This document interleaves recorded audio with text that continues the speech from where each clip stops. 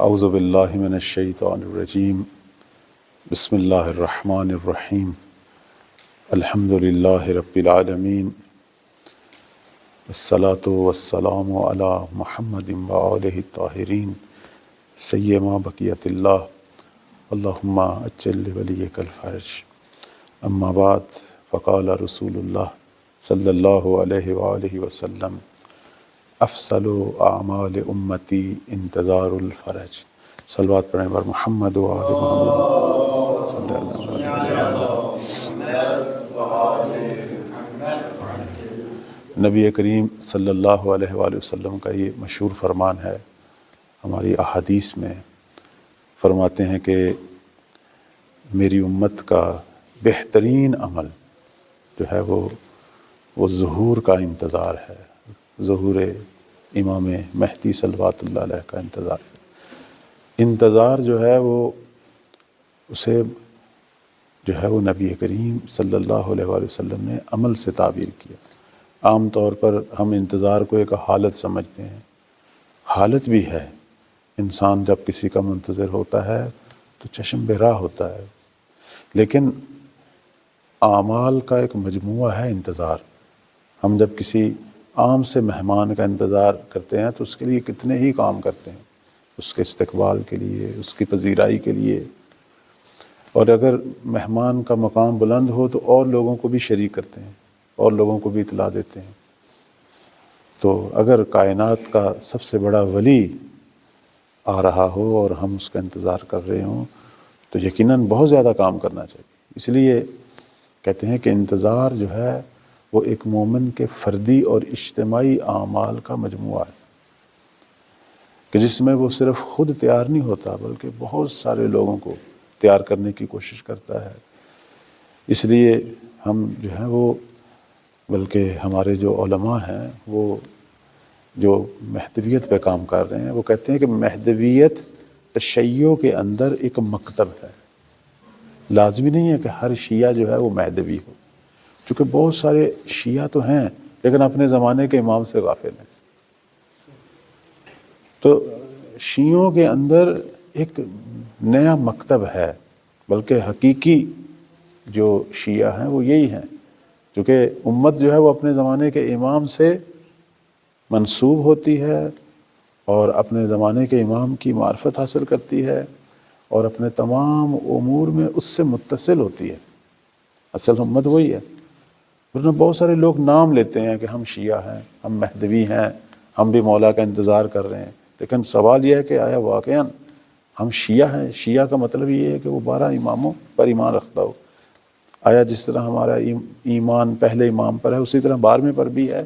ایک تو یہ سوال ہے۔ دوسرا، ہمارے دل میں 12ویں کی معرفت ہے، ہم اس سے واقعاً اسی طرح محبت کرتے ہیں جس طرح پہلے سے، اور واقعاً اپنے آپ کو ان کی خدمت کے لیے تیار کیے ہوئے ہیں، ان کی ہمراہی کے لیے تیار کیے ہوئے ہیں۔ وہ غائب ہیں تو ان کے ظہور کے لیے کوشش کر رہے ہیں۔ کون سا کام کر رہے ہیں کہ جس سے ہم کہیں کہ یہ ہم اپنے مولا کے لیے کر رہے ہیں؟ تو احادیث کے اندر زمانہ غیبت میں اہل انتظار کو بہت ہی اہمیت کے ساتھ بیان کیا گیا، چونکہ اہل انتظار یہ وہ ملت ہے کہ جو امام زمان علیہ السلام کے ظہور کا باعث بنے گی، اور یہ کوئی عام لوگ نہیں ہیں۔ ہم احادیث میں دیکھتے ہیں کہ ایک دفعہ پیغمبر اسلام صلی اللہ علیہ وآلہ وسلم جو ہیں، اللہم صلی علی محمد وآلہ محمد، فرما رہے ہیں کہ پروردگارہ مجھے میرے بھائی دکھلا۔ لوگوں نے پوچھا جو ارد گرد اصحاب رسول تھے کہ آیا ہم آپ کے بھائی نہیں ہیں؟ فرمایا انتم اصحابی، آپ میرے جو ہیں وہ اصحاب ہیں لیکن میرے بھائی نہیں ہیں۔ این اخوانی، کہاں ہیں میرے بھائی؟ پھر فرمایا میرے بھائی وہ ہیں کہ جو میری امت کے آخری دور میں ظاہر ہوں گے، آخر زمان۔ یہ جو زمانہ جس میں ہم ہیں اسے کہتے ہیں آخر زمان، یعنی وہ دور جو حضرت آدم سے شروع ہوا ہے اب وہ اپنے آخری مراحل پہ ہے، چونکہ امام زمان علیہ السلام کے آنے کے بعد ایک نیا دور شروع ہوگا۔ اسے کہتے ہیں کہ وہ اصل الہی دور، جس میں واقعاً انسان نظر آئیں گے، جس میں انسانی اوصاف برجستہ طور پر نظر آئیں گے، وہ عصر ظہور سے شروع ہوگا۔ اب جو ہے وہ تو حیوانیت ہے، بیشتر گناہ ہے، شیاطین، ان کا غلبہ ہے، یہ ختم ہو جائے گا۔ خود شیطان اور اس کا لشکر بھی امام زمان علیہ السلام کے ظہور کے وقت ختم ہو جائے گا۔ امام جس طرح باقی دنیا کے سب ظالموں کو ختم کریں گے، خود سب سے بڑا ظالم جو حضرت آدم کے زمانے سے چلا آ رہا ہے، ابلیس اور اس کا وہ لشکر، یہ بھی ختم ہو جائے گا۔ کیونکہ ابلیس نے جب اللہ تعالیٰ کی نافرمانی کی اور خدا نے اپنی بارگاہ سے اسے نکالا تو اس نے قیامت تک مہلت مانگی، لیکن قرآن مجید کیا کہہ رہا ہے کہ اللہ نے اسے وقت معلوم تک مہلت دی۔ وہ جو آیات ہیں جس میں شیطان مہلت مانگ رہا ہے، تو وقت معلوم سے مراد ہماری احادیث کیا کہتی ہیں؟ قائم کے ظہور کا وقت۔ مولا جس طرح باقی دنیا کے سارے ظالموں کو ختم کریں گے تاکہ اللہ کی راہ میں چلنے والے نیک اور صالح جو لوگ ہیں ان کے دشمن ختم ہوں اور مظلوموں کی داد رسی ہو، اسی طرح ابلیس اور اس کا لشکر بھی ختم ہوگا۔ اب درست ہے، بعض لوگ پوچھتے ہیں کہ آیا گناہ ہوگا یا نہیں ہوگا، وہ ایک علیحدہ بحث ہے۔ ظاہر انسان کے اندر نفس امارہ ہے، وہ گناہ انسان کر سکتا ہے، گناہ کی طاقت ختم نہیں ہوگی، لیکن اس زمانے میں صالحین کا غلبہ ہوگا، اور بالآخر ایک ایسا دور ہوگا جس میں جو ہے وہ نیکی جو ہے وہ برائی پر غالب ہوگی، خیر شر پہ۔ تو ہم جس دور میں ہیں یہ آخر الزمان کا دور ہے، اور یہ وہ دور ہے کہ جس کی حسرت ہمارے ائمہ علیہ السلام کے اصحاب کے دلوں میں تھی۔ یہ خاص دور ہے، کیونکہ اس دور کی جو امت اور ملت ہے، جو اہل خیر ہیں، ان کا مقام تمام ملتوں سے بلند ہے۔ اب آپ دیکھیں اس سے بڑھ کر کیا ہے کہ نبی کریم صلی اللہ علیہ وسلم فرما رہے ہیں کہ میرے بھائی ہیں وہ جو آخر الزمان میں آئیں گے کہ جنہوں نے مجھے دیکھا نہیں ہوگا۔ اور ہم تقریباً اسی دور میں ہیں کہ ہم نے شاید کسی حجت کو اپنی آنکھوں سے، کہ جنہوں نے ہمیں دیکھا نہیں ہوگا، صرف سفید کاغذوں پر سیاہ لائنوں میں ہمارا ذکر سنا ہوگا، ہمارے پیغامات پڑھے ہوں گے، لیکن ان کا ایمان جو ہے وہ اس مقام پر ہوگا۔ اس کے بعد نبی کریم صلی اللہ علیہ وسلم جو ہے ان کے ایمان کی حالتیں بیان کر رہے ہیں کہ ان کا ایمان جو ہے وہ تم اصحاب سے کم نہیں ہے، بلکہ وہ ایمان کے اس مقام پر ہوں گے کہ سارے کے سارے ہدایت کے مینار ہوں گے، یعنی نہ کہ صرف مومن ہوں گے بلکہ اور لوگوں کو بھی جو ہے وہ راہ ہدایت کی طرف دعوت دیں گے۔ اور پھر انہوں نے ایک مثال پیش کی، فرماتے ہیں ان کے ایمان کی حالت یہ ہوگی، یعنی اس انداز سے اپنے ایمان کی حفاظت کریں گے کہ جس طرح ایک شخص کے ہاتھ پہ جلتا ہوا انگارہ رکھ دو اور وہ تکلیف سے گزرتا ہے، وہ بھی اسی طرح تکالیف اور مصیبتوں سے گزریں گے، لیکن اپنے ایمان کی حفاظت کریں گے اور جو ہے وہ اس راہ میں قدم اٹھائیں گے، جہاد کریں گے، حالانکہ انہوں نے ہمیں نہیں دیکھا ہوگا۔ پھر فرماتے ہیں کہ مجھے اللہ تعالیٰ نے ان کے نام بتائے ہیں، ان کے حتیٰ والدین کے نام بتائے ہیں، یعنی یہ وہ دور ہے کہ جس میں جو صاحبان ایمان ہیں اور صاحبان عمل ہیں، جو دین کی خاطر قدم اٹھاتے ہیں، جو راہ آل محمد میں قدم اٹھاتے ہیں، ان کا مقام یہ ہے کہ پیغمبر اسلام انہیں اپنے بھائی کہہ رہے ہیں۔ اس لیے آپ دیکھیں کہ بہت زیادہ توجہ ہے انتظار اور بالخصوص زمانہ غیبت کے منتظرین کی طرف۔ ہماری مہدویت سے متعلق جو احادیث ہے اس میں بہت زیادہ گفتگو غیبت اور انتظار پر ہے، زمانہ غیبت کی مشکلات، زمانہ غیبت میں کیا ہوگا، اہل انتظار کون ہیں، اہل انتظار پر کیا کیا جو ہے وہ مصائب آئیں گے اور وہ کس طرح ثابت قدمی دکھائیں گے، اور انتظار ہے کیا، منتظرین کی خصوصیات کیا ہیں، منتظرین کون ہیں، بہت گفتگو ہے اس میں۔ اب اس سے بڑھ کر کیا ہو سکتا ہے کہ امام سجاد علیہ السلام، اللہم صلی علی محمد و آل محمد، فرماتے ہیں کہ اہل انتظار کہ جو زمانہ غیبت میں ہمارے امر ولایت پر ثابت قدم ہوگا، یعنی جو منتظر امام غائب ہے، فرماتے ہیں اللہ اسے شہدائے بدر و احد میں ہزار ہزار شہیدوں کا ثواب دے گا۔ یعنی اتنی یہ مقدس زندگی ہے جو ہم گزار رہے ہیں، اور اگر ہم چاہتے ہیں تو یہ اسی طرح ہو سکتا ہے۔ یعنی آج اگر کوئی امام غائب کے لیے قدم اٹھا رہا ہے، اپنے آپ کو پاک کر رہا ہے، خود معرفت حاصل کر رہا ہے اور لوگوں کو بھی راہ مہدویت پہ لگا رہا ہے، لوگوں کو بھی امام زمان کی معرفت اور ایک پاک اور صالح زندگی کی طرف دعوت دے رہا ہے، یہ شخص ہر روز شہدائے بدر و احد کے ہزار ہزار شہیدوں کا ثواب لے رہا ہے۔ اس سے بڑھ کر اور کیا ہو سکتا ہے؟ کسی نے امام صادق علیہ السلام سے پوچھا اہل انتظار کے بارے میں کہ جو امام غائب کے منتظر ہیں، تو مولا نے فرمایا یہ روایات ہیں ہماری کتابوں میں، اصول کافی میں، کمال الدین میں، الغیبت توسی میں، یہ ساری روایات موجود ہیں، بحار الانوار میں موجود ہیں۔ معصوم فرماتے ہیں کہ اہل انتظار جو ہیں، جو امام غائب کے منتظر ہیں، یعنی جو واقعاً منتظر ہیں، جو اپنی صفات اپنے عمل میں واقعاً آثار انتظار رکھتے ہیں، فرماتے ہیں یہ وہ لوگ ہیں کہ جن کا مقام یہ ہے کہ مہدی کے خیمہ میں رہنے والوں کا جو مقام ہے، ان کا وہ مقام ہے۔ یعنی یہ ان لوگوں کی طرح ہیں کہ جو ہمیشہ اپنے مولا کی بارگاہ میں رہتے ہیں۔ اور اس کے بعد پھر مولا تھوڑی دیر کے لیے خاموش ہوئے، فرمایا نہیں، بلکہ ان کا مقام ان مجاہدین کی مانند ہے کہ جو رسول اللہ صلی اللہ علیہ وسلم کی رکاب میں کافروں سے، دشمنان اسلام سے جنگ کرتے ہوئے شہید ہوئے ہیں، وہی اجر ان کو بھی ملے گا۔ اس طرح توجہ ہے اس زمانے کے اندر وہ لوگ جو امام زمان علیہ السلام کی راہ کی طرف جو ہے وہ متوجہ ہیں اور اس راہ میں حرکت بھی کر رہے ہیں اور لوگوں کو بھی دعوت دے رہے ہیں۔ لہذا اس طرح کے ہمارے جو پروگرام ہیں اس میں صرف ایک آدمی کا فرض نہیں ہے، ہم سب کا فرض ہے کہ اگر خدا نے ہمیں توفیق دی ہے کہ ہم اپنے مولا کی یاد میں، ان کے ذکر میں کوئی عملی قدم اٹھا رہے ہیں، جیسے یہی دعائے ندبہ ہے مثلا، یہ ایک عملی قدم ہے کہ جس سے انسان کی توجہ اپنے وقت کے امام کی طرف بڑھ رہی ہے، دل میں ان کی محبت بڑھ رہی ہے اور انسان مولا کے لیے کچھ کرنے کو تیار ہے۔ ٹھیک ہے، تو یہ وہ راہ ہے جس میں اب ہمارا فریضہ ہے کہ اور لوگوں کو بھی جو خواب غفلت میں ہے، جو بھی اس چیز کو نہیں سمجھ رہے، اس لیے کہتے ہیں نا مہدویت خود تشیع میں ایک مکتب ہے، ایک خاص ملت ہے جو امام کے لیے اتنا کام کرے گی کہ بالآخر ان کی خاطر، ان کے اس کام کی وجہ سے مولا ظہور کریں گے۔ ورنہ سارے لوگ کہتے ہیں جی ہم مہدی والے ہیں، ہم بھی منتظر ہیں، یہ تو سارے لوگ کہتے ہیں۔ تو ایک شعر ہے ایت اللہ بہجت مرحوم فرمایا کرتے تھے، اور واقعاً یہ بہت ہی پیارا شعر ہے۔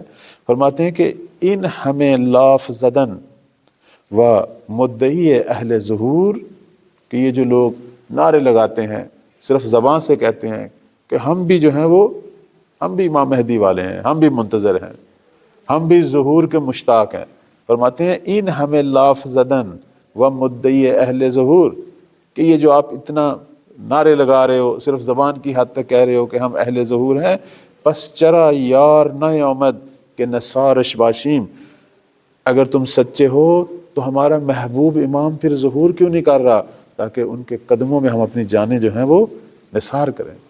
اگر ہم سچے ہوتے تو ہمارا امام کب کا ظہور کر چکا ہوتا۔ یقیناً ہم سچے نہیں ہیں، یقیناً ہم اس مقام پر نہیں پہنچے کہ اپنی صداقت جو ہے وہ مولا کے سامنے ثابت کریں۔ ہم بہت سارے لوگ ہیں کہ جو صرف اپنی زبان کی حد تک، شاید حلق کی حد تک جو ہیں وہ مہدوی ہیں، ابھی رنگ مہدویت، خوشبو مہدویت ہمارے وجود سے، ہمارے احساسات سے، ہمارے افکار سے، ہمارے عمل سے ظاہر نہیں ہو رہی۔ منتظر جو ہے وہ خاص صفات اور اعمال کے ایک مجموعے کا نام ہے منتظر۔ منتظر کی خصوصیات ہیں، مثلا ایک اہم ترین جو خصوصیت ہے جس کی طرف میں صرف اشارہ کروں گا کہ اہل انتظار اہل یقین ہیں، اہل شک نہیں ہیں۔ وہ یہ نہیں سوچتے کہ کیوں مولا نہیں آ رہے، ان کا سوال یہ نہیں، بلکہ وہ اپنے عمل سے مولا کے ظہور کو مجسم کر رہے ہیں۔ یعنی وہ کون ہیں کہ جن کے بارے میں ہمارے پانچویں مولا امام محمد باقر علیہ السلام فرماتے ہیں کہ وہ لوگ کہ جو اہل انتظار ہیں، اہل معرفت ہیں، ان کی جو نشانی انہوں نے بیان کی وہ کیا ہے؟ فرماتے ہیں کہ من مات وہو عارف لامامہ، کہ جو شخص اس عالم دنیا سے جائے کہ زمانے کے امام کی معرفت رکھتا ہو، فرماتے ہیں کہ لم یضرہ تقدم ھذا الامر او تاخر، پھر اس کے لیے کوئی فرق نہیں پڑتا کہ ظہور پہلے ہو یا بعد میں، چونکہ اہل انتظار اہل معرفت ہیں اور اہل معرفت اہل یقین۔ اور پھر اس کے بعد فرماتے ہیں کہ جو شخص اس عالم میں دنیا سے جائے کہ وہ زمانے کے امام کی معرفت رکھتا ہو، فرماتے ہیں کہ وہ ایسا ہی ہے کہ جیسے وہ اپنے زمانے کے امام کے خیمہ میں ہو، کمن کانا ہوا فی فستات ہی، اس شخص کی مانند ہے کہ جو قائم کے خیمہ میں۔ اب آپ خود احساس کریں کہ جو امام کے خیمہ میں ان کے ساتھ رہ رہا ہو وہ کیسا ہوگا اپنے عمل میں، اپنی صفات میں۔ یہ جو میں نے عرض کیا کہ اہل انتظار، اہل یقین ہے، یہ لفظ معرفت سے، چونکہ ہمارا سب سے اہم ترین وظیفہ، بلکہ منتظرین کا سب سے پہلا وظیفہ کیا ہے کہ وہ زمانے کے امام کی معرفت پیدا کریں، اور معرفت وہی یقین ہے، ایک علم ہے، ایک معرفت ہے۔ ہماری اردو زبان کی یہ کوتاہی ہے کہ ہم علم و معرفت کو اکٹھا بیان کر دیتے ہیں اور ایک معنی میں لے آتے ہیں، یعنی جاننا، پہچانا، ورنہ علم اور معرفت میں بڑا فرق ہے۔ ہر عالم جو ہے وہ لازمی نہیں ہے کہ وہ عارف بھی ہو، لیکن ہر عارف عالم ہوتا ہے، کیونکہ معرفت سے پہلے کچھ نہ کچھ آگاہی ہوتی ہے، کچھ نہ کچھ علم ہوتا ہے۔ علم جو ہے وہ لازمی نہیں ہے کہ اس کے ساتھ عمل بھی ہو، اس لیے عالم کی دو قسمیں ہوتی ہیں، عالم با عمل اور عالم، لیکن عارف حتماً با عمل ہوتا ہے۔ علم جو ہے اس کا تعلق ہماری عقل سے ہے، معرفت کا تعلق ہماری روح سے ہے۔ علم جو ہے وہ تحصیلی ہے، جیسے آپ کہتے ہیں علم کی دو قسمیں، علم حصولی اور علم حضوری۔ علم جو ہے یعنی وہ عقلی ادراکات ہیں، استدلالات ہیں، یعنی ہم پیچیدگیوں کو اپنی عقل سے حل کر رہے ہیں، لازمی نہیں ہے کہ اس کے مطابق عمل کر رہے ہوں۔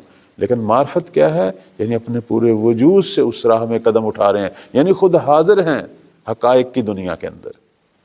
اہل معرفت اہل یقین ہیں، اس لیے اہل معرفت کو کہتے ہیں اہل کشف و شہود، اہل مکاشفہ، صاحبان کرامت ہوتے ہیں معمولاً یہ لوگ۔ تو ہمارے ائمہ علیہم السلام نے زمانے کے امام کا علم نہیں مانگا، بلکہ زمانے کے امام کی معرفت مانگی ہے، یعنی اتنا پڑھو اس موضوع کو، اس پر اتنا کام کرو، فکری اور عقلی اعتبار سے اپنے سارے شبہات دور کرو، اپنے اعتراضات دور کرو، ماہرین مہدویت سے استفادہ کرو کہ آپ فکری اور عقلی اعتبار سے کاملاً اس موضوع پر جو ہے وہ مطمئن ہو جائیں، پھر اپنے امام سے تمسک شروع کرو، پھر اپنے امام کی راہ میں قدم اٹھانا شروع کرو کہ یقین تک پہنچو، یعنی پھر ان کے ان ناصروں میں سے ہو جاؤ کہ جو مولا کے لیے قدم اٹھا رہے ہیں، جس طرح کہ بہجت فرما رہے ہیں کہ صرف نعرہ نہ ہو، صرف زبان کی حد تک نہ ہو، واقعاً اپنے آپ کو مولا کی راہ پہ فدا کریں، قدم اٹھائیں۔ زمانہ غیبت کے ناصرین کا مقام زمانہ ظہور کے ناصرین سے بلند ہے، ان سے بڑھ کر ہے۔ زمانہ غیبت کے ناصرین زمانہ ظہور کے ناصرین سے بھی بڑھ کر ہیں، چونکہ وہ تو پھر بھی امام کو دیکھ رہے ہیں، یہ کسی کو نہیں دیکھ رہے، اور اپنے مولا کی راہ میں قدم اٹھا رہے ہیں۔ اس لیے ان کو احادیث میں کہا گیا کہ اولئک خیر البریہ، یہ سب سے بافضیلت تر امت ہے۔ حتیٰ نبی کریم صلی اللہ علیہ وآلہ وسلم سے جو ایک حدیث ہماری کتابوں میں موجود ہے، اس میں فرماتے ہیں کہ آخر الزمان میں ایک امت آئے گی جو آپ صدر اسلام کے لوگوں سے بھی بڑھ کر ہوگی۔ بعض روایات میں کہ ان کا مقام آپ کی طرح ہوگا، اور وہ کون ہے؟ فرماتے ہیں کہ جو آخر الزمان میں امر بالمعروف کریں گے، نہی عن المنکر کریں گے، اہل فتنہ و فساد سے جنگ کریں گے۔ اب یہ ساری صفات منتظر کی ہیں، تو انتظار ایک مکتب ہے، انتظار ایک راہ ہے جس کا آغاز معرفت سے ہوتا ہے۔ بہت بڑی ایک شخصیت آیت اللہ نخودکی، مشہد میں جن کی قبر ہے، اور انشاءاللہ ان کے بارے میں مزید بھی واقعات بیان کریں گے، بہت بڑی شخصیت تھی۔ یہ ان علماء میں سے تھے جو صاحب معرفت تھے۔ حتیٰ امام خمینی رحمۃ اللہ علیہ جو ہیں، انہوں نے 30 یا 40 سال ان کی عمر مبارک تھی، تو اس وقت انہوں نے ان کا دیدار کیا اور ان سے کچھ مانگا، اور انہوں نے ایک ہدیہ بھی کیا امام خمینی رحمۃ اللہ کو۔ تو وہ اس طرح تھا کہ امام خمینی رحمۃ اللہ گئے حرم امام رضا علیہ السلام اور وہاں دیدار کرتے ہیں، چونکہ یہ وہیں تشریف فرما تھے اور بالآخر مولا کی خاص عنایت تھی۔ تو امام خمینی رحمۃ اللہ نے ان سے کیمیا مانگا کہ آپ ہمیں جو ہیں کیمیا دیں۔ کیمیا یعنی ایک ایسا معنوی روحانی تحفہ ہے کہ جس میں انسان جو ہے وہ صاحب کرامات ہے، جو چاہے حاصل کرے۔ انہوں نے فرمایا کہ کیمیا میں دینے کو تیار ہوں، لیکن مجھے پہلے ضمانت دیں کہ آپ اس الہی عنایت کو صرف راہ خیر میں استعمال کریں گے، کبھی بھی راہ شر میں یعنی کبھی بھی اس طرح استعمال نہیں کرنی کہ اس سے کسی کو نقصان پہنچے۔ آیا ضمانت دے سکتے ہیں؟ فرمایا ایسی ضمانت تو میں نہیں دے سکتا۔ تو پھر انہوں نے کہا میں آپ کو پھر ایک اور ایسی چیز دیتا ہوں جو محض خیر و برکت ہے اور وہ ہمیشہ آپ کے لیے جو ہے وہ سعادت کا باعث ہے۔ تو انہوں نے 5 جو ہے وہ نقطے بیان کیے۔ انہوں نے ایک خوبصورت سا دستور العمل دیا، ایک ریاضت کا طریقہ دیا کہ ہر نماز کے بعد وہ 5 عمل ہیں۔ پہلا عمل کیا ہے کہ آپ نماز کے بعد آیت الکرسی کی تلاوت کریں۔ کہاں تک؟ هو العلی العظیم تک۔ اس کے بعد تسبیحات حضرت فاطمہ زہرا سلام اللہ علیہا۔ اس کے بعد 3 دفعہ سورہ توحید کی تلاوت ہے، اور اس کے بعد 3 دفعہ آپ نے درود شریف پڑھنا ہے، اللہم صلی علی محمد و آل محمد۔ اور اس کے بعد سورہ طلاق کی آیت نمبر 2 اور آیت نمبر 3 اس کی تلاوت کرنی ہے 3 بار۔ وہ آیت کون سی ہے؟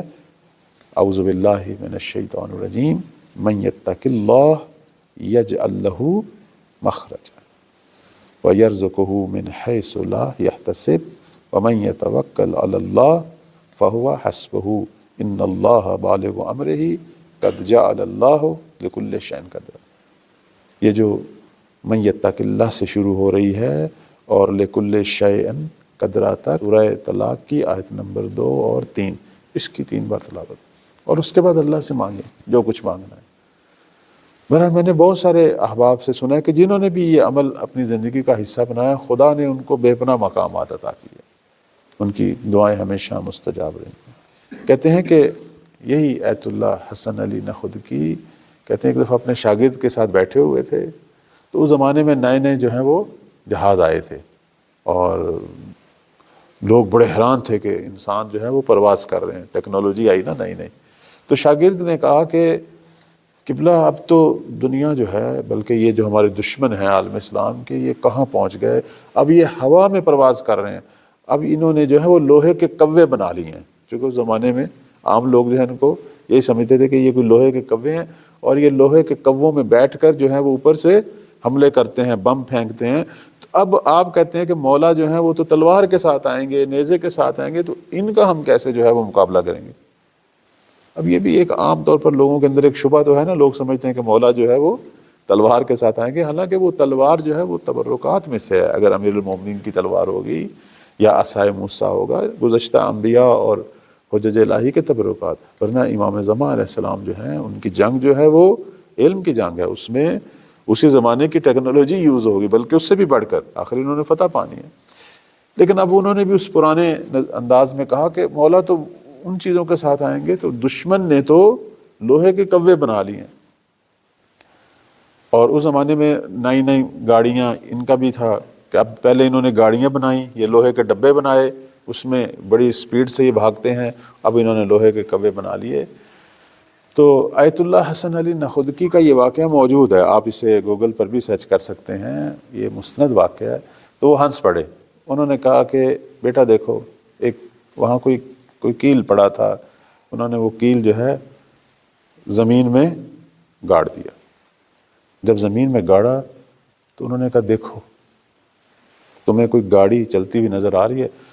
شاگرد یہ کہتا ہے کہ میں نے دیکھا جیسے زمانہ جو ہے وہ رک گیا، سڑکوں پر جو گاڑیاں چل رہی تھیں وہ رک گئی، حتیٰ گھوڑا گاڑی، گدھا گاڑی، موٹر کار، جو کچھ تھا سب رک گیا، ایسے لگتا ہے جیسے ہر چیز رک گئی۔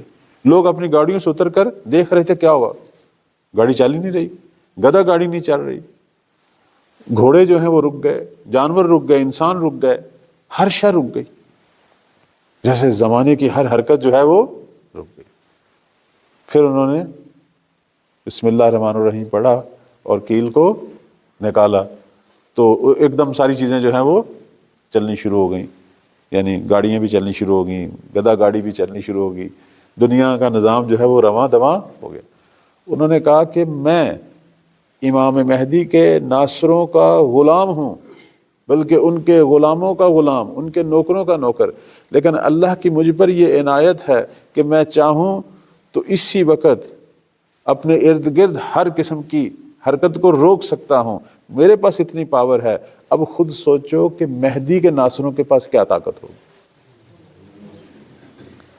تو آپ ان چیزوں کو دیکھ کر نہ گھبرائیں، جب وہ آئیں گے تو یہ چیزیں کوئی اہمیت نہیں رکھتی۔ امام اپنے دشمنوں سے، یہ جو دشمنان ہیں ان سے خوف زدہ نہیں ہیں، اللہ نے ان کو بے پناہ طاقتیں دی ہیں۔ اصل مسئلہ ہمارا ہے کہ ہم اپنے مولا کے لیے تیار ہوئے ہیں یا نہیں، ہم آیا مکمل طور پر آمادہ ہیں اپنے زمانے کے امام کے لیے۔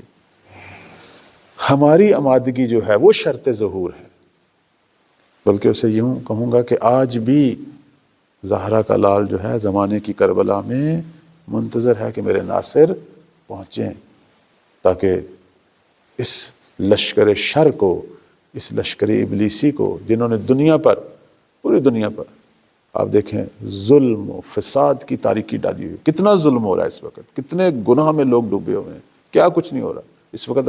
ہر مومن کا دل جو ہے وہ ٹوٹا ہوا ہے۔ خوب ناصر چاہیے ان کے لیے، جس طرح اس وقت مولا کے پاس 72 تھے، آج مہدی کو 313 چاہیے۔ پوری دنیا کو اپنے اختیار میں لینا ہے، پوری دنیا کا نظام ٹھیک کرنا ہے، یار و مددگار چاہیے۔ تو اللہ تعالی ہم سب کو توفیق دے کہ ہم ان لوگوں میں سے قرار پائیں جو امام زمان کا انتظار ختم کرنے والے ہیں، مولا کی خدمت گزار ملت، خدمت گزار ناصروں میں سے قرار پائیں۔